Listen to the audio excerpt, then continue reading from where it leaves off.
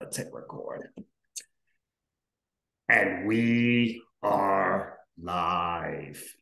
JT here. Welcome to the huddle. The huddle is where I sit down with successful people from the world of sport and coaching. It's to learn more about their journey to greatness. Why do I have these conversations? Because success always leaves clues. I want to take a moment to thank you, whether you are watching with us on YouTube or on Facebook, or whether you're listening to the audio on the podcast. Thank you so much for being here with me and my special guest today. And here's my friendly reminder to you. The mind is like a parachute. It works best when it's wide open. So my challenge to you is to remove any distractions and get laser focused on the here and the now. And I guarantee you, you will gain a valuable nugget of wisdom that will not only help you succeed in sport, but more importantly, in the game of life. I've been looking forward to my conversation with my special guest today. We connected a few months ago, and you just have these people in life that when you have conversations, you just feel like they get it. Like you just feel like your connection runs deeper than how do you feel so connected in such a short time? And my guest is definitely one of those people. My guest in the huddle today is the owner of BATLX, and he is also a U16 Team Ontario men's tackle coach. My guest in the huddle today is Coach Micah Brown. How are you today, brother? I'm doing wonderful, man. I really appreciate you inviting me on here with you on the huddle, and I'm looking forward to getting into this. Yeah, absolutely. Now, before we get kicked off, pun intended, I just want to take a moment to count my blessings. And counting my blessings is a daily practice for me. Some days I do it better than others, but I do find the days where I'm most intentional, most consistent with counting my blessings. I do find those days are filled with a little more love, a little more joy, a little more peace.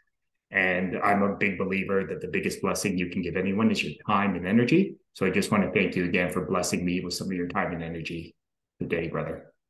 Yeah, I appreciate it, and I mean, you couldn't have said it any better, man. When you have alignment of energy and you're consistent and you're intentional with it, like that's absolutely a beautiful thing. Absolutely. Yeah. Absolutely. So I'm curious, brother.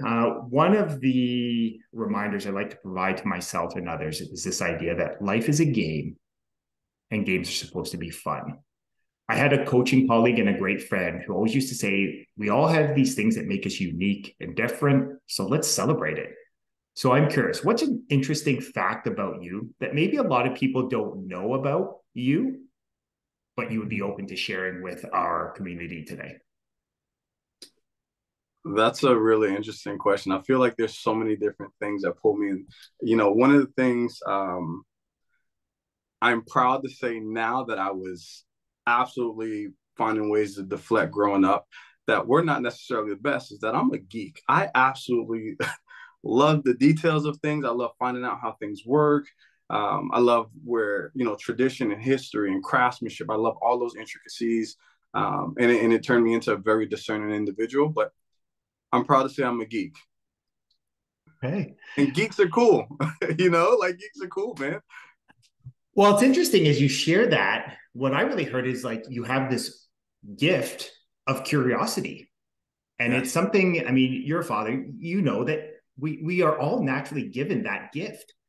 So I'm curious, was there a moment or an experience that really helped you to sort of reconnect to that childlike curiosity, that wonderment, that discernment?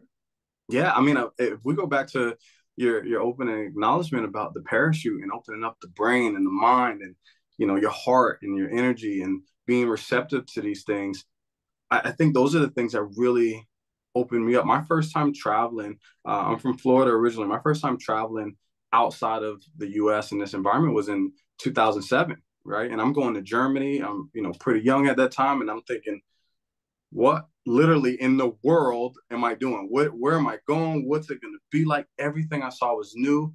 And, it just was like this elicitness in my brain of just like, what's this, what's that? And you know, I really believe that as people, for us to learn, we ask questions, right? And I use the term like a running tab.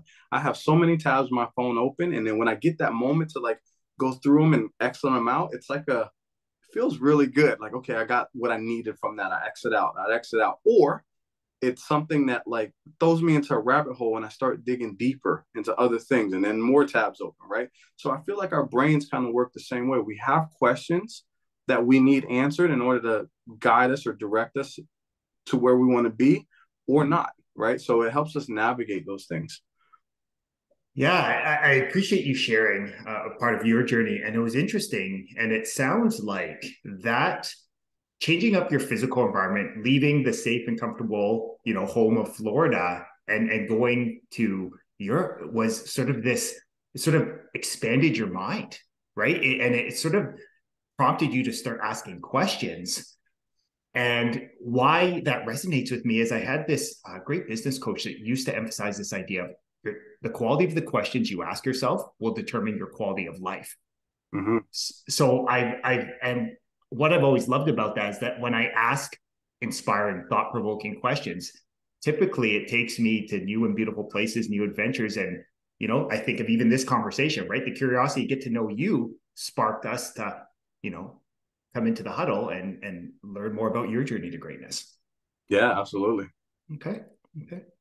So I'm curious, sport has obviously played an important role for you in your life. You were first a high quality student athlete, and then you transitioned to playing the sport at its highest level, at the professional level. And then, you transitioned into becoming a high quality coach. So again, sport has obviously played an important role. I'm curious, what is a life lesson you've taken away from sport? Again, I know there's many that you find is a lesson that you still apply to other areas of your life today. As you said, there's many. If I could pinpoint a couple, one would be consistency. The other would be effort or energy. And I think the root of this for me, my experience, I was 6 years old.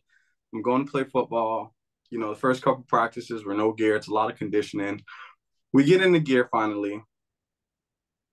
Man, I got blown up. And I'm crying the rest of practice. My mom picks me up. I'm like, I'm done. I don't want to play. This sucks. It hurts. And, I'm literally sobbing. And she's in the car and she's driving. She's like, okay, you don't have to play. And I'm like trying to catch my breath. And then she says, you don't have to play after this season.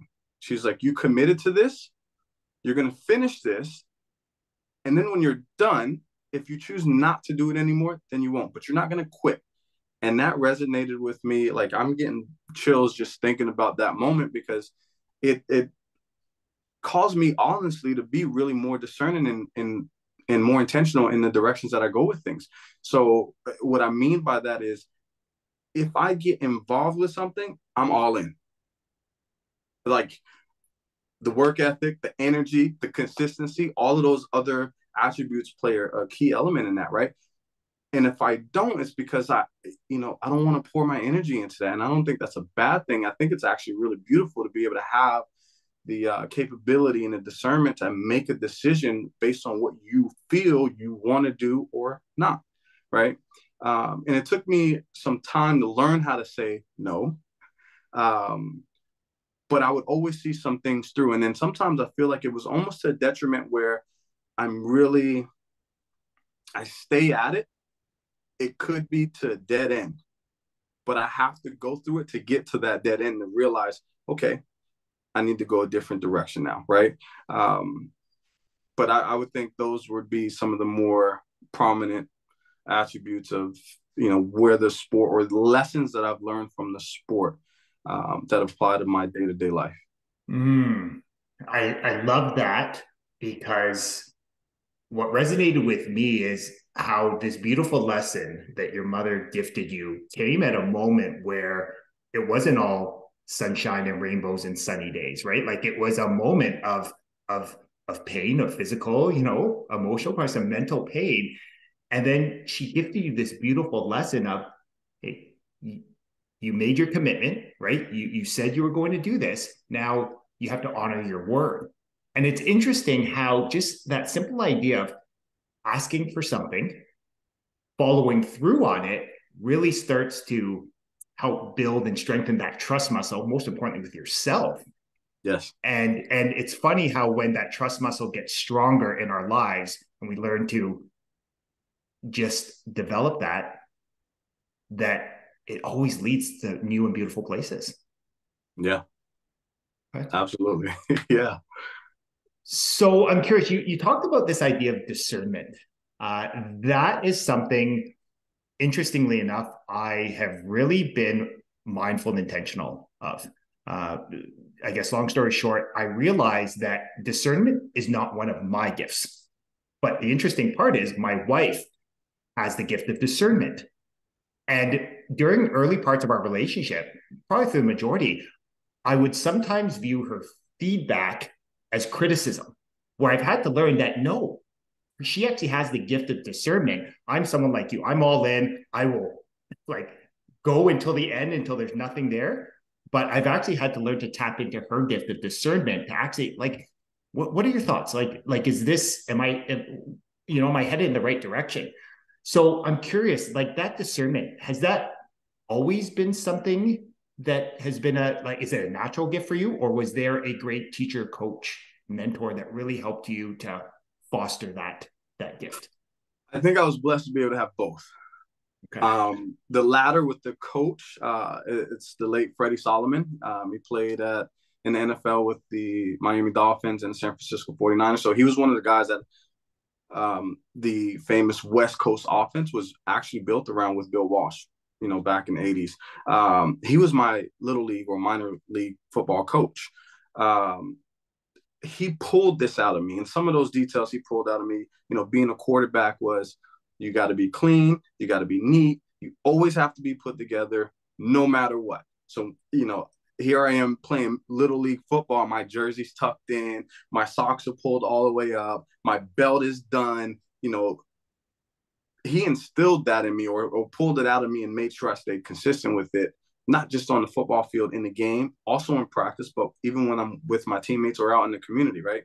The gift part came because I was extremely inquisitive growing up. I asked a shit ton of questions all the time. I know I was that annoying kid, right? And I had my ways of doing things. Going through high school, I was in an engineering program, and I had ways that I got to the solution, which didn't fit within the curriculum.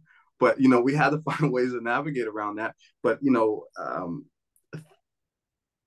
I just feel like there's so many different ways of doing things, and there are a bunch of different ways that are right or correct, and then there's some wrong ways. But being able to have the capacity to navigate those things, I think, is really an awesome thing to be able to allow people to grow those critical thinking muscles.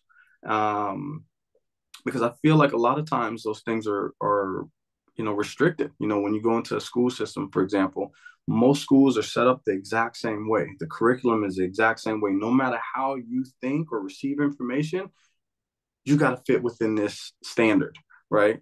I see a lot of sport, and more specifically, the sport that we absolutely love is football. A lot of the coaching is the same. The systems are structured to be for this type of player or this body type, or it needs to be this many steps or this drop, or it's so standard and rigid. And it's like, we could be a lot more fluid, have way more flow, and it could be fun. It's a game, right? How can we make this fun but still be efficient and effective with it, right? And be impactful not only for the athlete but for that person too. I love what you shared there, and I love how you brought up this idea of rigidity. And why it resonates is, again, as you know, my background, I was in a high school educator for 15 years, so I've been in the proverbial trenches there, so I understand how rigid it can be in times. And there's sort of, we're programmed and conditioned that there's only one path to success or greatness, right? Where, like you were talking about, there's multiple paths. It may Right. not be, one path may not be your path, but there's still multiple ways, right, to the end destination. So I'm curious, you brought the idea of critical thinking, which, the ability to stop and think, discern, is this a great idea for me, and all those questions.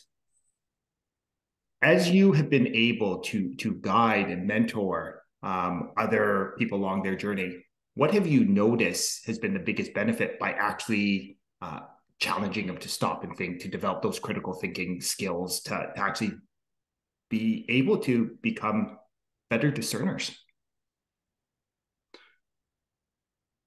I feel like some of that is the being able to import or impart that confidence in them, right? A lot of times, um, people ask questions about what they're doing or want feedback for validation, right? And a lot of times their gut and what they're feeling, what they're doing is actually right. And they don't need any validation, but they need that, external shot of confidence at times, right? So, these questions come in and I deflect a question with a question to them to get them to answer the question that they asked me, right? And it puts them in this frame of like, oh yeah, I knew that, duh, right? Like, so it empowers them, right? So now it's like when we start having more conversations, it's more of them speaking what they feel and less of them asking how should they feel or what should they do, right? And I think it's awesome. I think it's absolutely beautiful. And then like you could just see the way they walk is different, the way they stand is different. That confidence, that leadership, just changes almost instantaneously, right? And words of affirmation, that positive language, those are other little, crumbs that add into that cookie, right?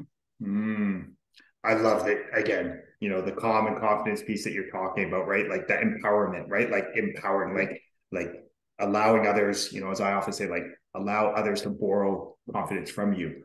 And it was interesting. It reminded me, and again, I know we're sort of preparing to, depending on when people are listening to this, of going out to, take our U16 program out east for the Eastern Regional Challenge. And I remember last year, I was gifted the opportunity to come back and coach on field for the first time in almost 4 years.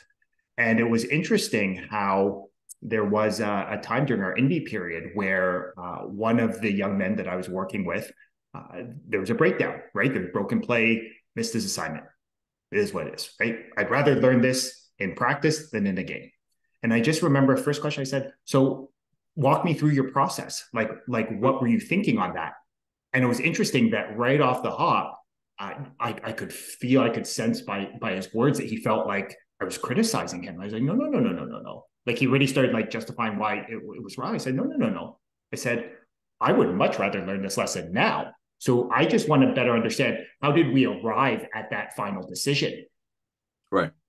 And it was interesting how just doing that, our connection right there shifted, right? And I started, and I noticed as we continued to walk along that journey, he started to, carry himself a little bit. Chest was up, chin was off the chest, right? Shoulders were back, and just started to carry himself a little bit more calm and confidence in it. So I really appreciate you sharing that story.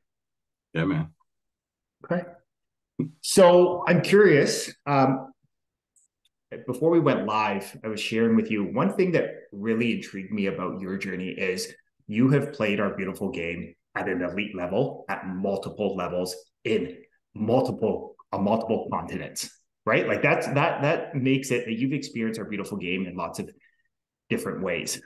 I'm curious, what do you feel has been the biggest blessing to be able to see how it's done in multiple avenues, multiple countries, multiple cities, multiple teams and organizations? Like, how do you think that has benefited you along your journey? Well, to answer the first question, what do I think is beautiful about that? I think that within itself is beautiful. As pretty much everybody else watching this, past high school, it gets tougher and tougher to play. When you go past university, it's extremely hard, right? So to do it for so many years and then be able to do it in so many different places, I think again that within itself is absolutely beautiful. I learned a lot. Again, that parachute, right? Being in so many different places, you have to learn how to adapt, right? You have to learn how to work with what you have. I think sometimes in coaching, there's this like concept of let's operate our program the way this program operates. We can be at, I'm just going to use Western because you use Western. Obviously, we know in youth sports, they're a dominant program. Western, in my opinion, can't look at Alabama and say, we want to run and operate like Alabama. Well, you don't have Alabama facilities, even though Western has great facilities. You don't have Alabama money, even though Western has great money. You know what I mean? It's a very different capacity that they're able to operate on. So for Western, it's let's do what we can do the best we can with what we have, right? Let's pool our resources and make this program, let's shape this program for what we need it to be for here, right? I think that's absolutely amazing, right? And being in these different countries and different teams and different level, like finding, there's that discernment again, being able to identify, okay, what do we need to be able to operate more efficiently? Whether it's, in the admin side of things, whether it's personnel side of things, whether it's schematics, whether it's, operational, what do we need to do to be efficient for what we have? And how can we create this process and this procedure to be able to move through seamlessly? We understand that there's going to be some challenges. There may be some struggles. How do we find solutions? Who do we go to? What's that chain of command? And then how do we move that along? Or how do we eliminate that and then move on to the next thing, right? I like to think that I operate at a really and a highly efficient level. There is no waste of time. There's no dead time. It's just keep it moving along, right? So I think things like that, I think that would probably be one of the bigger things that I've attained out of traveling and playing. And outside of that, I would say connections. Being able to like meet so many different people, learn so many different languages, being able to speak German was like amazing, right? And I have pleasantry, being able to speak pleasantries in multiple other languages, I think is really cool, right? And then having friends and lifelong people that I can call on, whether it's football related or not, is amazing. And it's interesting that you talked about this idea again. It goes back to that idea of discernment, right? And I think one of the gifts, again, as someone who is learning how to develop that skill better, it's like how let's create a big vision of where we want to go, right? And any ambitious, driven, open-minded person like us, they understand that, right? You got to create a greater vision for your life. But then that discernment is okay. So what's holding us back from getting there right now? And it's being able to sort of needs, problem, identify the problem in an objective way. And what I love about you and from our many conversations is this idea of okay, then it's about sort of pooling that resources. What supports do we have in place? What could we do? Who could we bring in, to make things more efficient and just move us along the process, right? And I find that when you sort of have that sort of mindset, that you start to understand that as long as you continue moving in the direction you want to go, that's what life's about. Absolutely. And being able to leverage your IP, your intellectual property. Some people have this thing that IP isn't a real thing. They steal ideas or they take ideas and they make it their own. Okay, great. But it's a real thing, right? And it's really substantial. And being able to leverage thoughts and ideas to help and support a program or a person or an enterprise or what, that's some legit stuff right there, right? So being able to tap into that and being able to use that as a tool is, again, another great gift to have. And it comes from discernment. It comes from being able to identify challenges and also come up with a solution. I know from our conversations before, that's one of the things that you really care about. Hey, you know what? It's great. I want you to bring problems. I want you to bring obstacles and challenges. But also when you come to me with that, have a resolution, please, right? Whether it's perfect or not, so what? We can work on that, but have something where you can say, here's the problem. Here's how I feel we can get past that and be better, right? And I appreciate that. And thank you for those words. I know you've shared that with me in the past. And it's really interesting because I am someone who I definitely mind naturally look to what's the solution? You come to me, hey, JT, I have this idea. Okay, tell me more. What do you need? That's just my natural. I really had to do a lot of work on myself to understand that when someone is coming to me with a problem, with maybe it is their opinion, maybe it is criticism. I have to be open to receive it and say thank you for the feedback. And that's something I'm constantly keeping myself in check, because I know I can easily, if I don't stop and think, can receive that as criticism. Again, not good or bad, that's just where I'm at my journey. So I love that, being able to receive things as feedback, right, and not taking things personally has been created some big shifts in my life. So tapping into your discernment, brother. Yeah, man. Okay. So I'm curious, one of the things, like you talked about, rigidity, right? The opposite side to me is like where we're like, things are in flow, right? Innovation. One of the things I love about our conversations is, we talk about bigger ideas, right? Look at what you're doing now, right? Look at what you're doing with BATLX. I look at what you're doing in the non-tackle football space. I love how you're training, student athletes, professional athletes in a very holistic approach, spirit, mind, body. I even think of how you came to us, being East Coast based, but then wanting to be a part of Team Ontario. Like I remember seeing your resume come in. I was like, the energy jumped off. Like when I saw that, like, oh, this is intriguing. The innovation piece, is that something? Yeah, tell me what has sort of inspired you to be someone who is an innovator, someone who pushes the envelope, someone who refuses to accept the status quo, like this is the way it's always been done.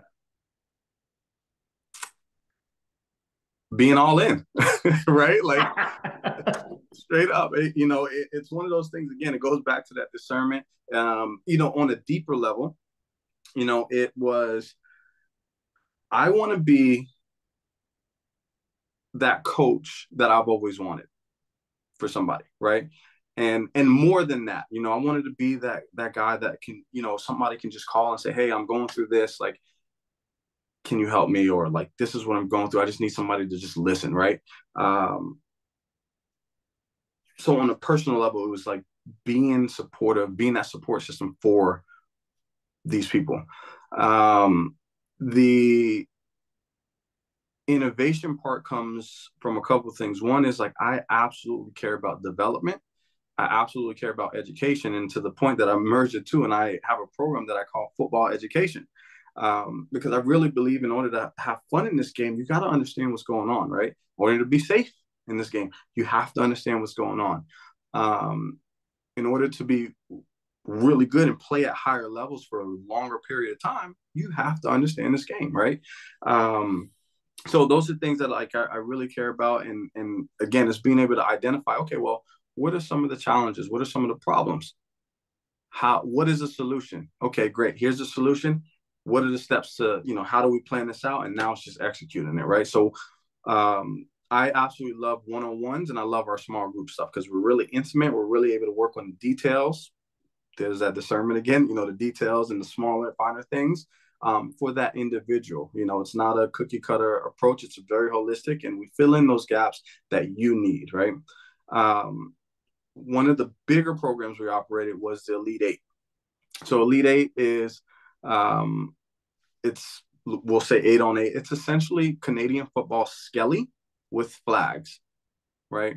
I could care less about facilitating league play, but this was the next step on how can I help more athletes understand this beautiful Canadian football game, the intricacies, the terminology, the concepts on both sides of the ball, offense and defense, right?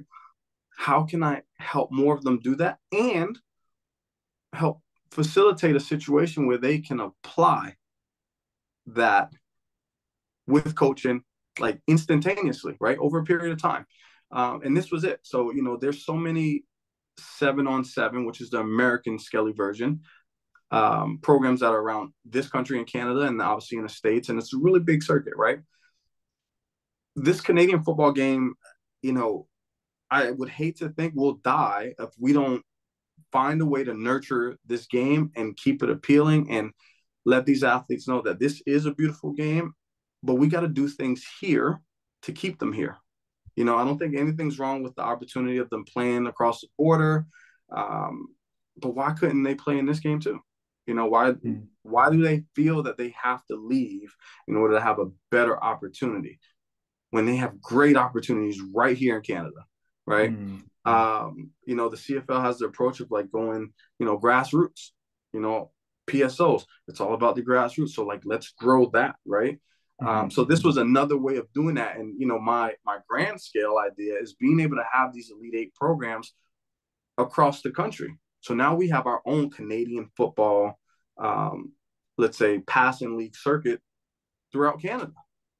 Right. So now, when you get into the offensive side of the ball, you have your receivers with the waggles, we're in our, 32, 23s, 41 formations. And on the defensive side of the ball, you're actually going through Canadian football coverages, cut, hold, your quarters, all of that, right? With the terminology.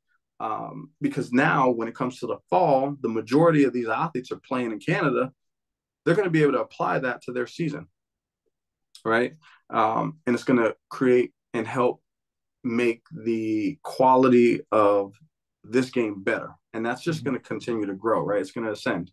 So, some of that innovation is just, I feel, out of pure necessity. Yeah. So, yeah, I mean, I kind of got long-winded there, but obviously you can tell I'm pretty passionate about it. Yeah, no, I love it. And plus, what I love about what you're doing here is, you're talking about growing, our game up here, in Canada as someone who was born in the US. So it's like you have this lived experience again of someone who has played, at a very high level, down south, and you've gone over and played professionally in Canada, right? And over in Europe. And it's really like interesting to me that you're so committed here. So I guess here's the question I have is you talk about like development is something very important to you. And I start to understand now why you joined our U16 staff because right our U16 head coach Coach Peterson big on development too. I'm curious if we continue to emphasize developing at the grassroots, what do you think the potential we could have? Do you think more will have more you know student athletes that want to stay in Canada? Like, do you think that that's a big reason why many of them have the desire to go to American prep schools to seek out that NCAA scholarship? I'm curious on your thoughts. I feel like that's a loaded question. Okay. there's a couple of things. So let me see how I can, kind of hit all of them without going, being so long-winded. Yeah. I feel that, there's this thing called RP, rate of preserved exertion, right? And a lot of people, when they go run, they have headphones on and they don't realize, oh, I just ran, a 5K, right? Or however long, right? It takes them out of their element. They're in a new dimension. I feel the exact same way when it comes to training, development, football, right? It needs to be an event. When you go to a football game and there's, you got the crowd there, it's an event. You got smoke when guys are running out of the tunnel. You got music playing in between plays. It's an environment, right? You can feel that energy. And on the athlete level, like you want to perform because eyes are on you. It's an event. It's all the things, right? When you take that away and nobody's really in the stands, there's no music playing, there's no smoke, there's no cameras, there's no nothing, how does that feel? What kind of energy are you getting on the field, right? But this is part of the challenge because when they turn on the TV or go to YouTube or wherever, they're looking at football in the States. And you got minor, high school, obviously college, and then the pro levels that are, these things are events, right? You hear it all the time about Texas and Florida and Cali and like how big the schools are and how the, town or city shuts down or how many people are at these high school football games, right? So I can understand that appeal. I really can, who wouldn't, right? But I think we can do that here in Canada and create an environment that would be just as exciting for these athletes, right? And hopefully pull on those heartstrings a little bit and be like, you know what, this is cool. Maybe that one person, that one player can say, you know what, I want to make the difference here. I want to change the narrative of Canadians playing in Canada, right? I would love to see somebody just own it and do that. Now, I think, there's a couple things, and I, hope I don't get blasted for this, but I like the way Europe does it with, we call them imports, right? where the majority of the team are domestic or European players, and they have a handful of American players. I think in a projection, when I look at it with the USFL and the XFL, the longer they stay around, the less of an option the CFL is going to be for Americans. I think more Americans are going to stay in the States and play in the USFL and play in the XFL. Obviously, we know how the NFL is, but I think they would take those levels rather than coming north of that border. I don't think it's necessarily a bad thing, because I would like to think that we would create more opportunity for Canadian players to play in the Canadian Football League. Again, I'm not opposed to Americans playing in it, obviously. It gave me a great opportunity. It gave me a second chance at life, honestly, coming north of the border to play up here. But I can just, having a projection, I could kind of see how that could go, right? But again, this is where, okay, let's make here exciting. Let's create that environment. Let's change that narrative, and hey, this is Canadian football and we own it. This is the only place in the world that has a football field that's 110 yards in length, 65 yards in width, with 20-yard end zones, with field goal or uprights at the beginning of the end zone. Everywhere else in the world has an American-sized field where they use a rugby field as a, bridge for that American field. So, I think we should own it. This is a beautiful game. As a former quarterback, there's so much more, and it gets so much more in depth in the Canadian game. With all of the movement on the motions from the offense, and then the defense having to track or stay, or there's just so much more. And I absolutely love, again, being able to have that level of detail. It just takes it to a whole nother level playing. Mm-hmm. I love what you shared, brother. And what, again, I really heard from you is this idea, and you've referenced it multiple times, own it. Let's celebrate who we are, right? Like you talked about, we have this, from a field perspective, we talked about, 110-yard field, 20-yard end zone, 65 and what, let's figure out what, let's celebrate who we are, what we do. And I love how you talked about this idea, let's make it an experience. That's that from my experience, going down south and playing in some of those high school Friday night games. That's what, just being in those environments, those create everlasting memories. And I do think that it's interesting. I think the more we learn how to integrate from the top down, right, from the professional all the way down to youth sport, high school to grassroots, the more we can integrate all the different levels into making this a meaningful experience for everyone. I think the sky's the limit. Yeah, I absolutely agree. Okay. So I'm curious from your perspective, what do you feel is the next step? So, if we're just talking numbers, because one thing I love about numbers is they're objective. And if I'm speaking just from a Football Ontario perspective, I look at our membership numbers, starting 2020, 12,000 members. Where now we're pushing over 25,000 members. And again, you don't need to be a math elite to start to see that that's some growth. What do you feel needs to happen next for us to really put more gasoline on the fire? I feel football is growing. What do you feel needs to happen to really take this thing to the next level? I think the first thing is collaboration over competition. I think we need to have a more united front. I think the gap between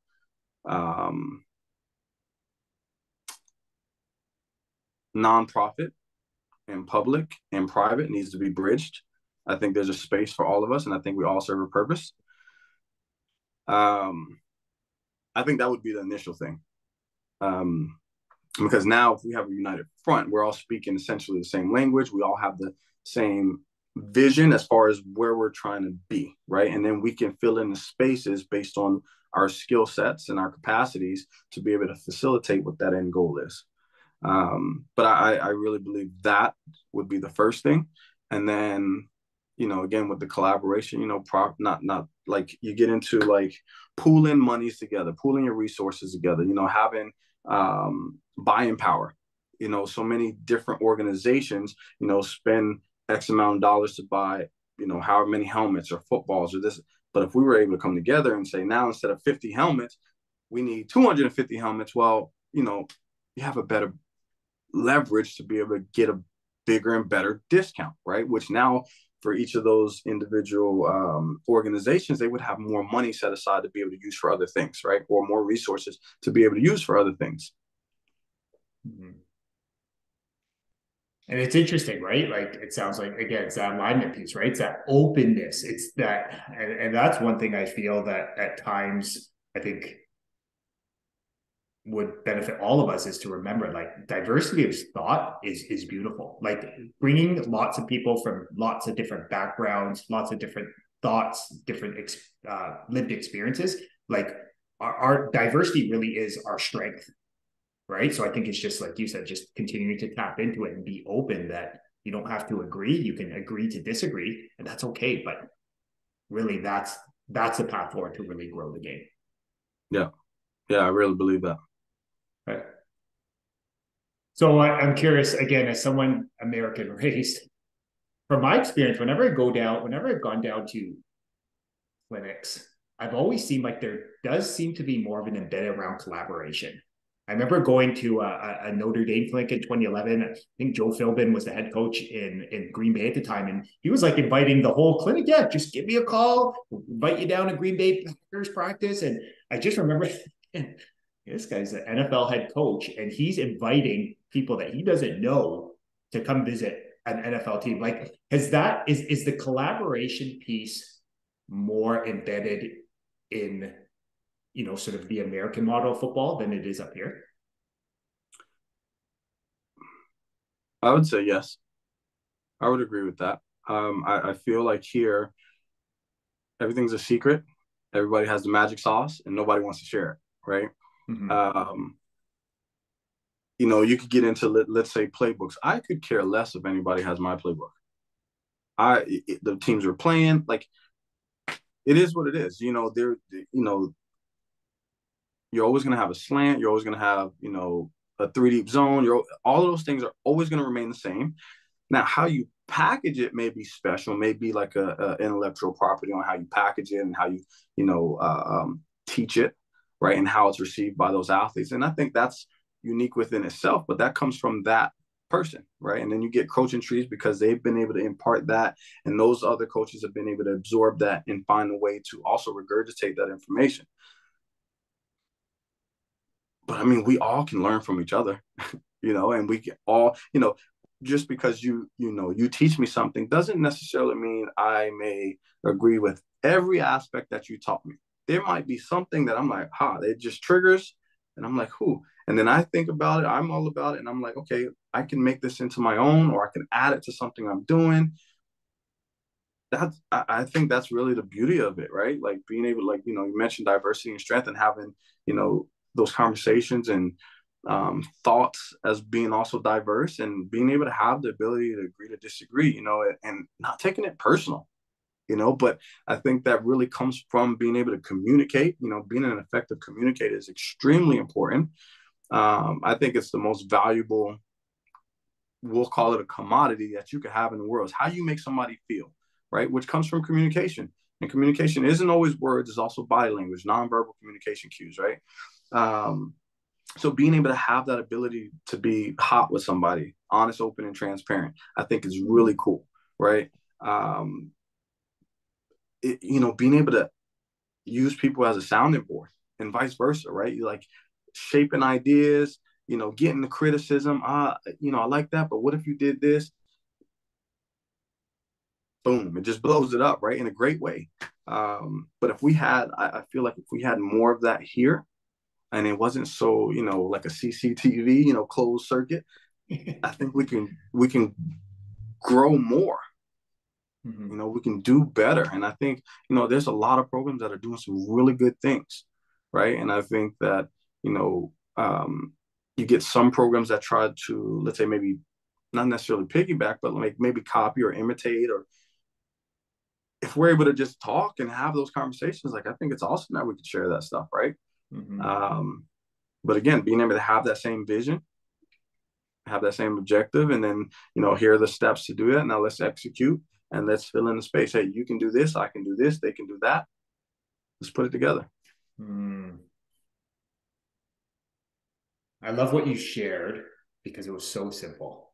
Like, and the question that sort of where my curiosity went is, what if you approached every conversation, every connection point in life as simply an opportunity to go in with an open mind and an open heart, and just like, what could I learn from this person? And even for me, even from this conversation, I love what you just shared. Like, if could we like have a hot conversation? Like, I love that. Like, it's true. Yeah. It's like honest, open, transparent. Like, if that is all I receive from this conversation, that's a life worth lived, well lived. You know what I mean? Like, so I love it. It's just like challenging yourself to approach every situation like that. Open mind, open heart. It'll lead you to beautiful places. It really will. And I feel like, when you do that, though, I just need to warn you, you're going to be putting yourself in a really, really vulnerable situation, right?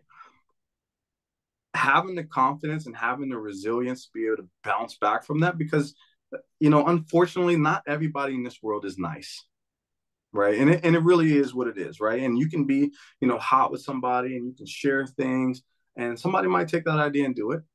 Somebody may beat you down about what you said and just kind of completely shut it down, or, everything in between, right? And having that ability to kind of have a shield up, and I don't want to say a shield because you're being vulnerable, but being able to like know where you stand. And one thing that I've learned to do too is like being able to navigate this world with a pure heart. Because once you do that, sometimes it's really hard when you hear, outside noise, and you start thinking, okay, am I fucked up? Like, is this me? Right. But when you have a pure heart and like, hey, like I really was, coming palms up, it's easy. At that point, you're like, hey, I know I was coming with you hot, right? I know that I was really there and showing up for you, or for whatever that situation is. And, the way you took that, that's a you problem now, because I know where I was at, right? And, that can be hard at times, right? And it can be. So being able to like be resilient and work through that is another skill that you'll have to develop. I appreciate you sharing, and it's an important reminder, right? And something I receive from that, and I take it as a reminder that again, it's you got to have that thick skin in the game of life sometimes, right? And like you said, not take things personally, and again, pure heart. That's a win. So I'm curious, brother. I know I'm inspired by this conversation. I know my energy enthusiasm is next level now. If anyone is interested more to learn about what BATLX is up to, kind of even just to maybe that you said something that sparks their curiosity and would want to connect with you. What is the best way people can help and support what you're helping to grow right now? Yeah, I appreciate, being able to open that space for that. We're really starting to hit, YouTube to be able to reach more. We understand that not everybody's able to come into our space or our facility for many reasons. A lot of it actually is just proximity, right? So we're really starting to hit on the YouTube. So, you can find us on YouTube at BATLX, BATLX. Facebook is also BATLX, BATLX. Instagram is BATLX HFX, the abbreviation for Halifax. And then our website, BATLX.com. And you can always shoot me an email at info@BATLX.com. And, I'm happy. I love chatting. I love chatting. I love talking with people. I love connecting, so if anybody wants to talk about anything that we spoke about, or anything at all, like I'm here for it, and I'm also here to invite the criticism, because I feel, again, I'm asking this open question because it's going to help me shape the directions that I'm going, and somebody's going to give me, some fuel to be able to like find a way to keep moving along and like make things better, right?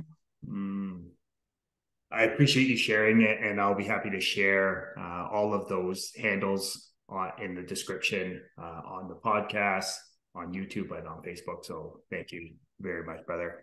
I want to take a moment to acknowledge you. I want to take a moment to acknowledge you for the great man you are, the great husband, the great dad, the great teacher, coach, mentor, but more importantly, the amazing human being you are. The one thing, and from having this conversation, I better now understand why I have always felt this deeper connection with you. You have the gift of discernment. And I know for me that surrounding myself with people with a pure heart that have the gift of discernment is what I require in order to help me get to where I want to go in my life to truly help and serve others. So thank you for just holding this space with me. And thank you for being a shining light in my life, brother. Yeah, man, absolutely. I'm here for it. Okay. And I'm here for you too, man. Thank you. Yeah, for sure. So folks, Coach Brown dropped so many valuable nuggets of wisdom. But as I like to remind you every week in the huddle, knowledge is potential power. It's the consistent and focused application of great knowledge that actually creates great results. So my challenge to you is to take one of these valuable nuggets of wisdom and go apply it to your life today. And as I like to remind you every week in the huddle, you are deserving of greatness. You are worthy of greatness. You are greatness. And my only ask from these conversations is, if it touched your heart, if it resonated with you, then please share it with a friend, a loved one, a teammate, or anyone you feel that would benefit from hearing these simple and empowering ideas. The more people we have listening, understanding, and applying these simple principles to their life, the more blessed this world would be. As always, I love having these conversations with you in the huddle. Have a blessed rest of your day.